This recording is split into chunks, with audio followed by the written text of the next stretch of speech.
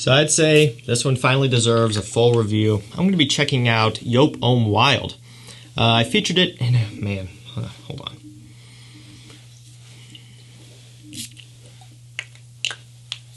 Let me finish.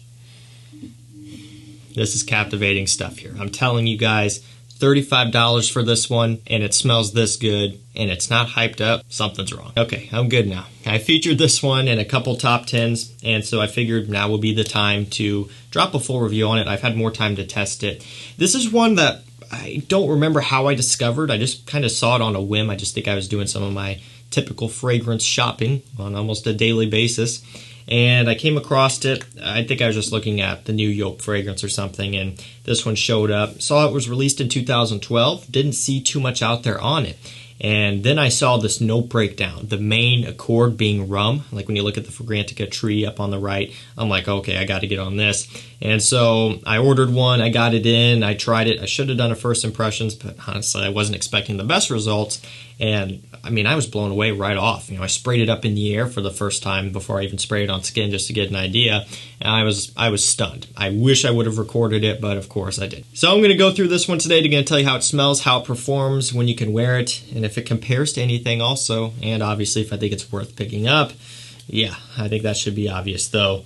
Let's get in there. So we're going to start off with how this one smells. Up top, you're greeted with that rum right away. Nice, sweet, heavy, boozy rum, but it's not to the point where it would be, you know, challenging to wear in public in the sense that you show up to work smelling like you're drunk. It's not the case. It's definitely a designer level, tamed back, boozy note. So it's not like a Nasamato Baranda, which is whiskey, not rum, but that one has a super potent, incredibly realistic whiskey note to, like, you might fool people into thinking that you spilled whiskey on yourself. We're not nearly to that level here with this one. And after all, it is an affordable designer fragrance. You wouldn't expect that, and you don't get it. Along with that rum, you get some of the pink pepper. So that gives it this nice, spicy bite. And the pink pepper in general kind of also gives off this almost kind of similar feel to cinnamon. Doesn't smell exactly like cinnamon, but instead of being like a black pepper, like a rugged masculine spiciness, the pink pepper has a slight sweetness to it. And that one is actually the only top note. So we have pink pepper up top, we have rum in the mid, we have white tobacco, and woody notes in the base. So not a whole lot going on surface level. But you do get this fruitiness, this like red fruit smell. And you know what it reminds me of a little bit? The new Spice Bomb Infrared. So again, I'm not comparing scents here. This doesn't smell like Spice Bomb Infrared or vice versa. But Infrared does have this red fruits accord that they do list in the note breakdown. And when you spray that one, you can actually smell it. And I almost get a similar thing going on here. So I don't know if it's a mix of the rum and the pink pepper, or if there's a red fruits accord in here that they didn't list, or I don't know what's going on, or maybe it's just me, but I do pick up on that. I think part of it could also be the white tobacco that is used in here also. But I mean, that's captivating. There's just such a nice balance of sweetness with woodiness and spiciness. Again, almost like a cinnamon a little bit in here. It smells absolutely killer. So the white tobacco is aiding in that sweetness. It's not like a typical traditional tobacco note, you know, like a red tobacco or something where it's stronger, more masculine. It's giving off a sweet and slightly floral touch. Primarily, the masculine aspects of this fragrance are going to be coming from just the general woody notes that are in here. If you were to take away those woods, this one would be leaning very much so in the feminine direction. And even as it sits right now, some may argue that it is unisexual. I don't really think feminine. I think that would be going a little bit too far, but could definitely be described as a unisex scent as it sits. For me, though, it's one that I wouldn't be uncomfortable with wearing in public. I wouldn't, be worried that people are going to think I'm wearing a perfume. So let's go ahead and take a look at the performance here. This one is an eau de toilette, and it does follow in Joop Homme's footsteps of being a super sweet fragrance, right? And if that wasn't obvious already, yes, it is very sweet. Be cautious of that. If you're not into sweet fragrances, then I would avoid this one. But if you can put up with something like Ultra Male, you can put up with something like this for sure.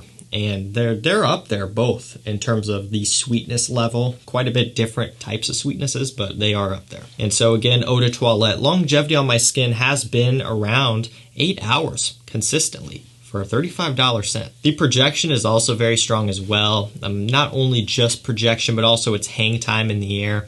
It'll stick around in the air for a good bit. Not as much as an EDP or a Parfum. It is primarily going to do more projecting than hanging, so to speak. Like when I spray it up in the air, which I've done enough already, but it'll last a little bit, but not nearly as much as a Parfum. You'll find that this one will excel in its distance and people from farther away being able to smell you while you're standing right there. Versus heavier concentrated fragrances will just leave a trail as you walk around. So yeah, performance on this one is good, especially for a fragrance in this price range. It's not something that we see every day. Even fragrances with note breakdowns and compositions similar to this, just composed of heavier, richer notes, you may still only get 5 or 6 hours out of them. Like seriously, in this price range, that is to be expected. You know, they could put in oud and leather and rum and a whole bunch of strong, heavy notes in a fragrance that does come out to be cheaper, and you'll only still get average performance out of it.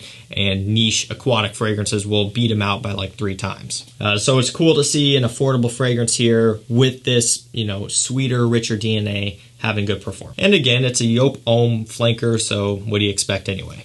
In terms of compliments, it's going to do well. Now, again, very sweet. So women out there who are into, you know, strong masculine fragrances on men, in terms of maybe being more traditional or very woody or leathery, they may not like this one. Women who like a guy that just smells fresh and clean, the classic line, right? We've all heard it. With that being said, if you carry yourself with confidence and you like the scent, a lot of times that's all it takes. Now, if you're wearing an oud fragrance or something super challenging, that may not work out as well for you. But if you just don't care, if you're dressed well, if you're taking good care of yourself, your hygiene, everything going on, and you're wearing this fragrance with confidence and you're proud, chances are in an appropriate setting, like a party setting or a bar or something in the wintertime, cold weather, just where, you know, a louder fragrance like this would excel, I think it would do phenomenal for you, just like Ultra Male does. And again, we're not comparing scents here, more so we're comparing the type of personality that the fragrances have. Both are very sweet, very loud, and definitely more on the juvenile side. Also, the quality, surprisingly for the price here, is phenomenal as well. Now, not niche quality, it's not Dior, Chanel quality, all of that stuff, but it's above average in this price range again. So we're down to the end of the video here. In terms of what it smells like, I really don't have anything in my collection or have smelled anything else that this one smells similar to, and I also think that's very cool. So to get, you know, a relatively original fragrance that's good performing, good quality in this price range, I think this one's a hit. And yes, I do think it's worth a pickup if you're into this category of scent. So that's gonna do it for me. That's my thoughts on Joop Homme Wild. Have you tried it yet? If you have, let me know what you think down below. And it will also be linked up down below. Clicking that link to this fragrance will automatically apply the 35% off code for FragranceNet, so that way you know for sure you're getting it at the best, lowest price. If you just go to their website, they may only be giving you the 25% or even just the 30%. And so hitting that link will get you that 35. You can pick this one up, and you can also continue to do shopping there, and that code will still be applied, so you can put a cart together and get that best discount. And if you end up picking one up, also let me know down below in the comments. That way I can maybe follow up with some of you guys once you get your bottle in. And you can also leave some comments on my future videos once you end up getting your bottle in. But I want to hear from you. If you go ahead and pick one up, let me know down below. That's going to do it for me. Thank you so much for watching. Stay safe, stay healthy. We'll see you tomorrow with another one. Take care.